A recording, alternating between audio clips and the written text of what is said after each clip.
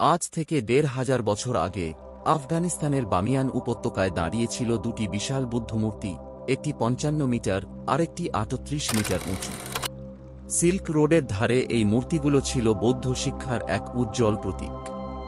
খ্রিস্টীয় পঞ্চম ষষ্ঠ শতকে কুষাণ আমলে এগুলি নির্মাণ করা হয়েছিল। সিল্ক রোডের এই অঞ্চল তখন বৌদ্ধ শিক্ষার এক গুরুত্বপূর্ণ কেন্দ্র ছিল। বামিয়ান উপত্যকা দিয়ে যেত ভারতের নালন্দা ও তক্ষশিলা থেকে চীনের লুজোয়ান পর্যন্ত তীর্থযাত্রার পথ। পাহাড় খোদাই করে বানানো এই ভাস্কর্যগুলোর চারপাশে ছিল শত গুহা ও মঠ, যেখানে সন্ন্যাসীরা ধ্যান করতেন, আর দেয়ালে আঁকা হতো মনোমুগ্ধকর বৌদ্ধ চিত্র।